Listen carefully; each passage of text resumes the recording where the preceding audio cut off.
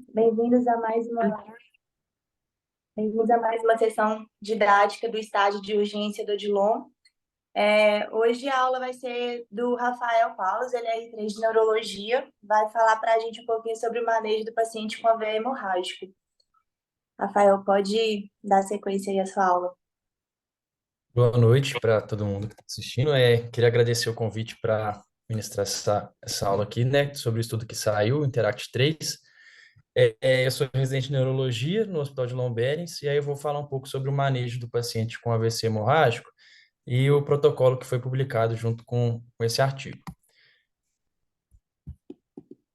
Para começar, então, falando um pouco sobre a epidemiologia, o AVC hemorrágico ele corresponde a 20% dos casos de acidente vascular cerebral, os outros 80% correspondem aos AVCs isquêmicos, e ele é mais comum em homens, latinos, negros e japoneses, e eles traduzem o subtipo de AVC com o pior prognóstico, tendo uma alta mortalidade, que pode chegar até 35% a 52% em 30 dias, e em um ano de até 65%.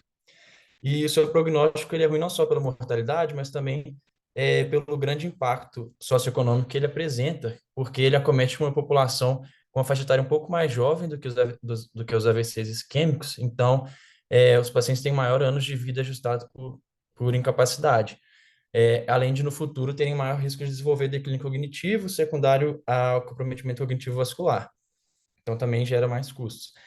É, o Interact 3, ele foi um estudo que falou de um subtipo específico de AVC hemorrágico. A gente tem aqui nessas imagens, né, uma hemorragia subaracnoide, tem os hematomas extradurais e subdurais, mas no Interact 3 foi citado, assim, né, foi feito um estudo apenas com pacientes com AVC hemorrágico intraparenquimatoso. Então, o estudo ele abrange o manejo desse subgrupo de pacientes. Aqui tem as principais localizações do AVC hemorrágico intraparenquimatoso. A gente tem a parte profunda nos núcleos da base, o cerebelo, o tronco encefálico e lobar. Então, toda vez agora, a partir de agora, na aula que eu falar sobre AVC hemorrágico, eu vou estar me referindo ao AVC hemorrágico intraparenquimatoso. Sobre a etiologia, então, a principal etiologia do AVC hemorrágico, né, seria a etiologia primária, correspondendo a cerca de 85% dos casos, sendo principalmente de etiologia hipertensiva e uma minoria dos casos de angiopatia amiloide, que seria devido à fragilidade dos vasos, devido à deposição de placas beta-amiloides. E os outros 15% correspondem a etiologias secundárias, como malformação arteriovenosa, aneurisma intracraniano, o angioma cavernoso aqui nessa imagem de baixo, trombose venosa cerebral, neoplasias intracranianas e coagulopatias. E aí, toda vez que nos deparamos com um paciente com AVC hemorrágico, seja internado ou na urgência, na sala de emergência, é, a principal dúvida que a gente tem é sobre o manejo do paciente, qual seria a pressão-alvo ideal para esse tipo de paciente. E aí que vem esses estudos para tentar responder essa pergunta. E falando então em estudos, o que a gente tem antes de evidência, né, antes do Interact 3 sobre o AVC hemorrágico intraparenquimatoso? A gente tem esse estudo ATAT-2, que é um estudo que comparou o grupo controle com pacientes que são tratados precocemente, e nesse precoce eles estabeleceram o menos de 4 horas e meia, e também intensivo, com a pressão sistólica abaixo de 140. Nesse estudo, né, não foi evidenciada uma diferença estatística entre os grupos, tanto em relação à morte quanto em relação à incapacidade aos 90 dias. E também foi demonstrado que o grupo com tratamento intensivo apresentou maior incidência de injúria renal aguda. É, Já o Interact 2, ele comparou um tratamento precoce na primeira hora dos pacientes de internação com o grupo de 6 horas. Ambos um tratamento intensivo com a pressão sistólica abaixo de 140. Ele não demonstrou diferença estatística também entre os grupos em relação à morte ou incapacidade, mas foi vista uma tendência de melhor desfecho funcional, uma escala de ranking, que é uma escala de funcionalidade do paciente, e qualidade de vida, porque essa escala é HRQ-OL, em 90 dias no grupo de tratamento intensivo, e que é o precoce. E aí, daí que surgiu essa ideia do Interact 3, para observar se essa tendência ela se torna estatisticamente significativa um paciente apresenta um melhor desfecho funcional e uma melhor qualidade de vida. A gente tem também os guidelines da American Stroke Association, que recomendam um controle pressórico agressivo e precoce, então, uma redução da pressão sistólica para abaixo de 140 na primeira hora, mostra que pode ter benefícios em desfechos funcionais. Alerta também sobre o cuidado de um controle pressórico muito agressivo, abaixo de 130 milímetros de mercúrio, que não tem benefício e é potencialmente deletério por ter mais efeitos adversos. E também ele recomenda, com o nível de recomendação 1A, que o manejo desses pacientes seja feito em um centro especializado, um CTI neurológico ou uma unidade de AVC. Então, falando um pouco agora sobre o estudo Interact-3, ele foi um estudo controlado, prospectivo, os pacientes foram seguidos de 2017 até 2021, multicêntrico internacional, dentre eles o Brasil fez parte, randomizado, e de uma randomização, eu vou falar no próximo slide um pouco diferente, e cego. Para que os hospitais pudessem fazer parte do estudo, eles não podiam possuir um protocolo de cuidados de AVC hemorrágico, porque o objetivo do estudo era evidenciar que a instalação de um protocolo seria benéfico. E esses hospitais, né, eles foram, os pacientes foram divididos em fases, né, os hospitais, os centros que fizeram parte da pesquisa. Fase 1, 2, 3 e 4. E aí, na fase 1, todos os hospitais estavam no grupo controle, então todos os pacientes admitidos nesses locais seriam realocados para o grupo controle, e aí a partir de um número X de pacientes, um limite de pacientes admitidos com AVC hemorrágico ou um tempo limite, os hospitais iam passando para as outras fases e assim implementando esse tratamento, esse care bundle que eles falam, que é o tratamento que eles propõem. E a justificativa dessa maneira de randomização seria que dessa maneira, eles iriam representar uma instalação natural de um protocolo de cuidados hospitalares. Os pacientes eles deveriam ser acima de 18 anos e apresentar na fase aguda, então em menos de 6 horas do ictus. Foram no final, né, depois de exclusões, chegaram um total de 110 hospitais com 8.360 pacientes. Os critérios de inclusão para o estudo, então, seria os pacientes deveriam ter mais de 18 anos, apresentar uma clínica de AVC confirmada por exame de imagem realizado também dentro das primeiras 6 horas e admissão dentro das primeiras 6 horas do ictus. Já os critérios de exclusão foram a evidência definitiva de que o AVC hemorrágico é secundário à normalidade estrutural, como eu falei naqueles 15%, que eles só queriam, então, pacientes com AVC hemorrágico intraparenquimatoso, de etiologia primária, e também se o paciente apresentasse uma alta probabilidade de que ele não iria aderir ao tratamento e ao segmento, né? Então, o que atrapalharia nos dados. Então, também seria um critério de exclusão. Em relação aos desfechos do estudo, o desfecho primário é que, comparado com o tratamento usual, o plano de cuidados direcionado vai melhorar o desfecho funcional em pacientes AVC hemorrágico intraparenquimatoso. E o desfecho secundário seria que, comparado também com o tratamento usual, o plano de cuidados direcionados vai apresentar melhor desfecho em relação à morte e dependência, e também funcionalidade, qualidade de vida e dias de hospitalização. O estudo ele cita também, né, assim como todo mundo, ele também foi drasticamente afetado pelo COVID. Ele mostra que dá para observar aqui que os casos, o recrutamento de pacientes foi bem reduzido durante o período do COVID, o que atrapalhou e até prolongou o tempo de estudo, porque aquelas fases foram atrasando, porque os pacientes não chegavam no limite de pacientes necessário para passar para a próxima fase. E qual que foi a proposta do estudo, então? O plano direcionado de cuidado, eles traduzem um manejo intensivo da pressão arterial, com controle direcionado da temperatura e um controle intensivo da glicemia. E, se necessário, reversão de anticoagulação dos pacientes que estavam em uso de anticoagulantes. Como seria feito esse manejo da pressão arterial? Eles estipularam um alvo, uma pressão sistólica abaixo de 140, que deveria ser alcançada na primeira hora após a admissão, e manter essa pressão abaixo de 140 por 7 dias ou até a alta hospitalar se o paciente recebesse alta antes dos 7 dias. Essa redução da pressão deve ser feita inicialmente, dentro de uma sala de emergência, com drogas venosas, o paciente monitorizado, e depois ele seria transferido para uma unidade de AVC ou um CTI neurológico. Essa monitorização contínua, então, seria feita até se alcançar o alvo de 5 em 5 minutos. Na primeira hora, depois de alcançar o alvo, ia ser feita de 15 em 15 minutos. Nas próximas 5 horas, de 30 em 30 minutos. E durante as primeiras 24 horas, de hora em hora. Eles também estabeleceram um limite inferior para cessar a terapia endovenosa, caso a pressão do paciente abaixasse de 130, porque aumenta o risco de efeitos adversos que já foi visto nos outros estudos.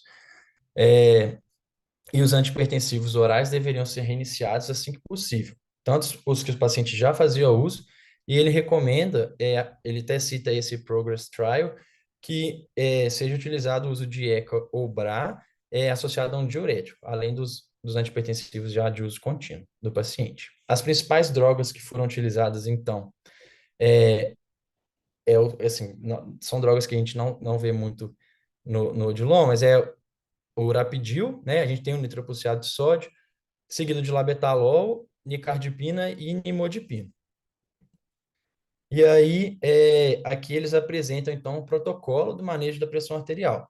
Eles dividem em um protocolo para centros da China, que foi a maior quantidade de centros que participaram do estudo, e também fora da China, além de centros que possuíam o labetalol para ser utilizado e os que não possuíam labetalol. Eu coloquei primeiro aqui em centros sem labetalol, que é a realidade do nosso hospital.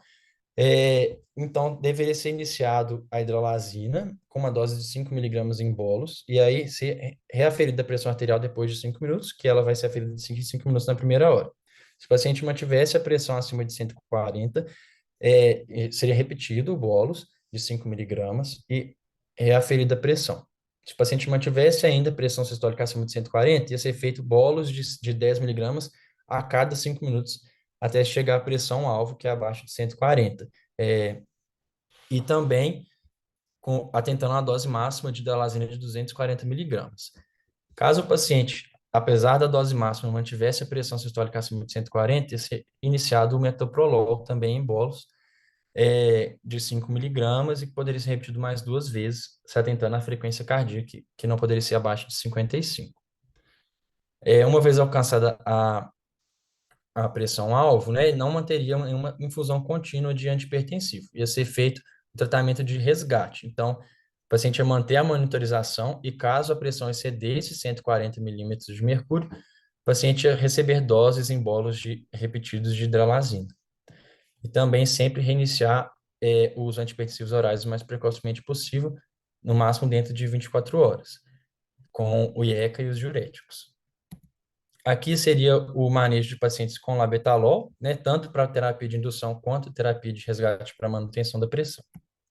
Em relação à glicemia, a hiperglicemia ela é comum no AVC hemorrágico, tanto para pacientes que são diabéticos quanto para quem não tem diabetes, e ela está relacionada à expansão do hematoma e do edema perilesional, aumento de risco de morte e aumento do desfecho, um pior desfecho funcional. O Interact-2, que foi o estudo prévio, ele já tinha demonstrado uma relação entre os níveis de glicemia e o mau prognóstico, teorizando que a hiperglicemia poderia exercer um efeito direto sobre o cérebro, induzindo a apoptose neuronal, aumentando a produção de citocinas inflamatórias e do estresse oxidativo, e reduzindo a expressão de aquaporina 4, que é um transportador de água que a gente tem no sistema nervoso, e então expandiria o edema perilesional. O alvo, então, de glicemia seria de 110 a 140 em pacientes que não são diabéticos, ou 140 a 180 em pacientes diabéticos. Deveria ser esse alvo alcançado em 24 horas e manter por 7 dias ou até alta hospitalar. Na admissão, deve ser solicitada a glicemia e hemoglobina glicada para fazer o diagnóstico ou exclusão de diabetes. Caso a glicemia passe de 140 ou 180 em pacientes diabéticos, deve ser iniciada a insulina em bomba de infusão contínua. Enquanto no grupo controle, a infusão contínua de insulina seria iniciada acima de 216.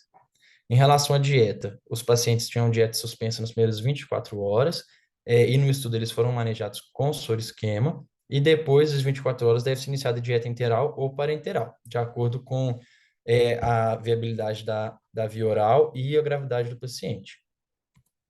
Em relação à temperatura, assim como a hiperglicemia, ela também, a febre também é comum na fase aguda do AVC, principalmente nas primeiras 72 horas. O estudo ele considerou febre com uma temperatura acima de 37,5. A febre, ela também aqui, ela é mais comum quando se tem um extravasamento intraventricular da hemorragia, e ela está associada a um mau prognóstico, dobrando o risco de desfecho ruim em cada aumento de 1 grau na temperatura corporal. E aí o alvo, então, seria reduzir a temperatura para abaixo de 37,5 dentro da primeira hora e manter também por 7 dias, ou até alta hospitalar, sendo a temperatura ferida de 4 em 4 horas nas primeiras 72 horas. E aqui ele tem o protocolo para manejo de temperatura.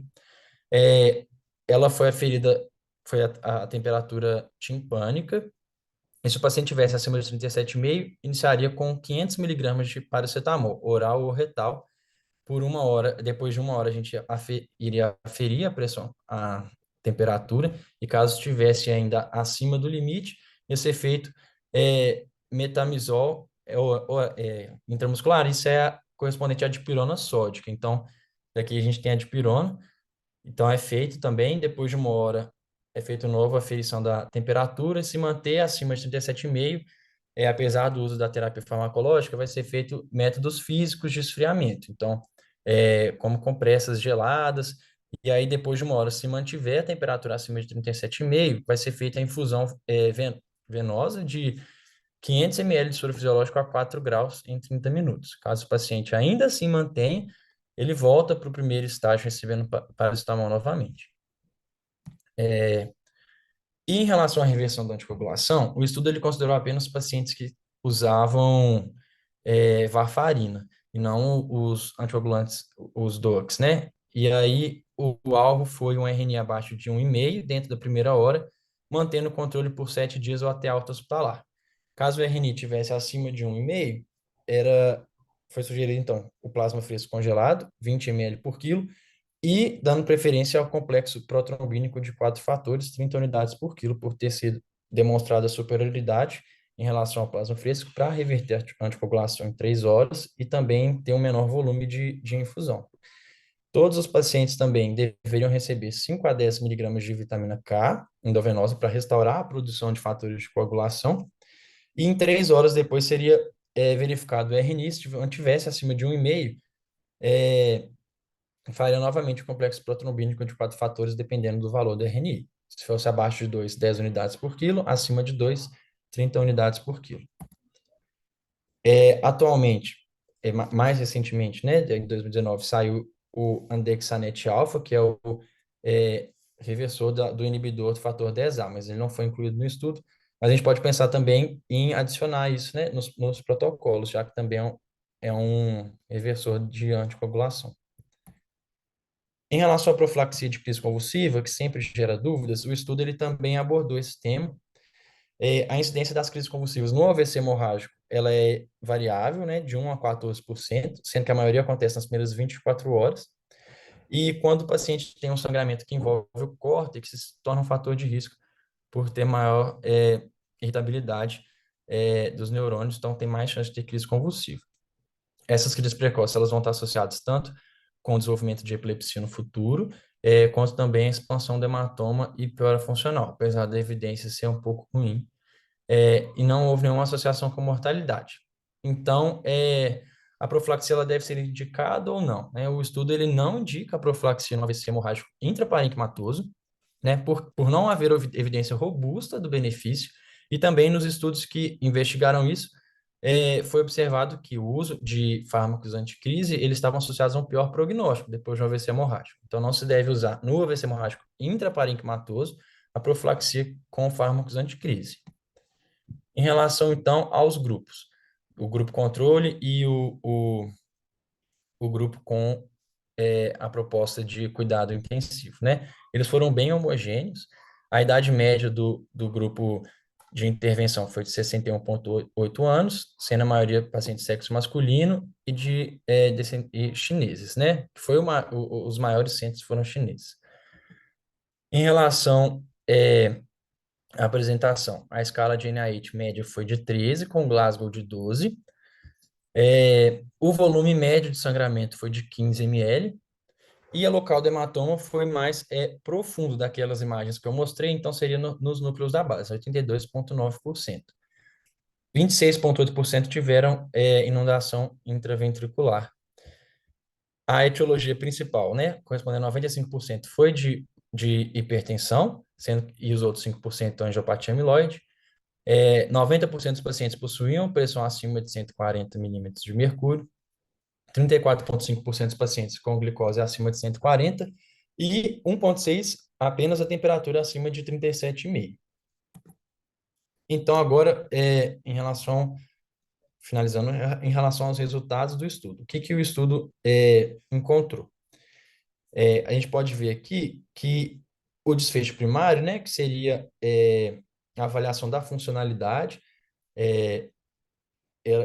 o estudo ele achou uma significância estatística, um odds ratio de 0,86, mesmo após o ajuste dos dados, né? Então, para pacientes que estão no plano direcionado de cuidado, com aqueles protocolos que foi apresentado, há sim, com significância estatística, um melhor score da escala de funcionalidade, que é o ranking. E aqui a gente consegue ver. Pacientes que estavam no grupo de intervenção tiveram uma maior porcentagem de rankings 1 e 2, né? E menor porcentagem de rankings 4, 5 e 6, que é morte.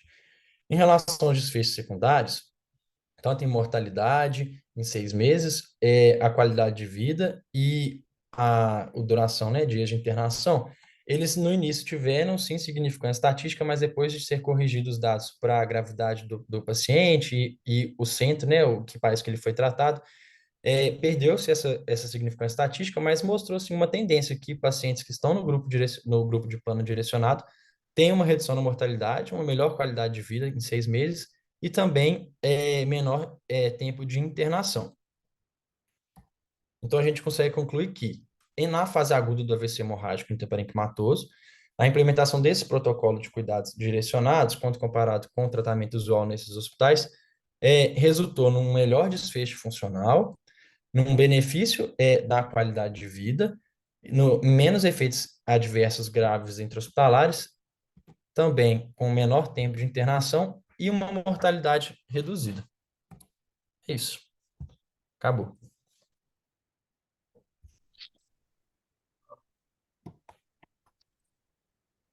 Não, muito boa a aula, Rafa. Obrigada por ter dedicado aí seu tempo para preparar para a gente. Acho que essa aula é bem importante, principalmente para quem está rodando aí no Poli, né? A gente recebe muito É, paciente, assim. é importante porque assim, quando a gente vai avaliar um paciente com AVC, né, a gente ainda não sabe se é hemorrágico ou isquêmico, e aí chamam a gente da neuro para avaliação de trombose lá no Poli. Toda vez que a gente vê que é um AVC hemorrágico, a gente já fala assim, chama neurocirurgia, todo mundo já deixa para eles, e a gente esquece que tem vários cuidados também, né, que o AVC hemorrágico ele tem que ser tratado com rapidez e também com com eficácia, assim como a gente faz no AVC isquêmico. Também altera o desfecho, né, do paciente. A gente não pode esquecer que também tem esses cuidados, não só transferir para neurocirurgia. É isso aí. Gente, alguém tem algum comentário para fazer? Alguma dúvida? Quem está rodando aí no estágio, viu algum caso que acha interessante trazer aqui para discussão?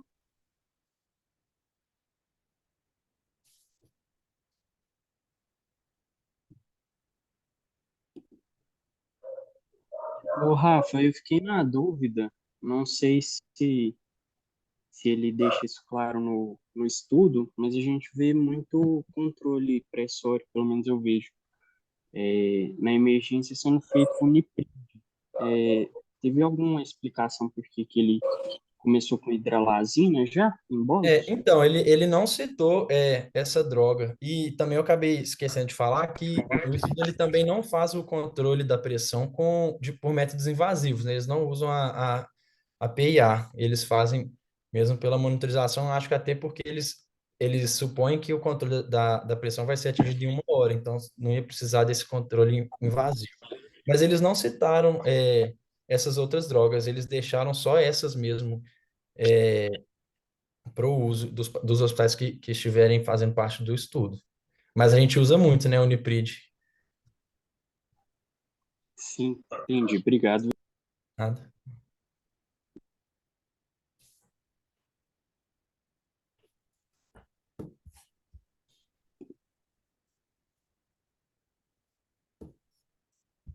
Mais alguém, pessoal, quer perguntar alguma coisa? Tirar alguma dúvida?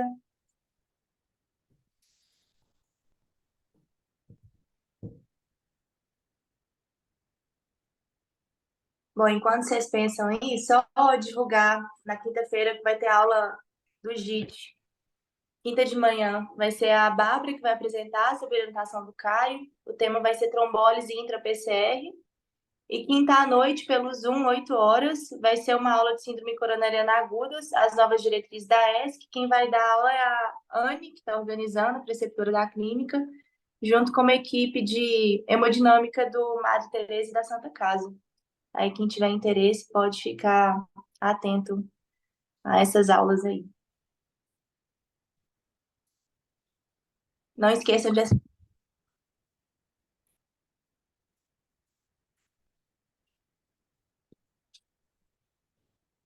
Então tá bom, né? Então tá. Se ninguém tem mais nenhuma dúvida, gente, vou encerrar aqui, então. Beleza. Obrigada, Obrigado viu, Rafa? novamente. Até mais. Tchau, gente. Tchau, tchau.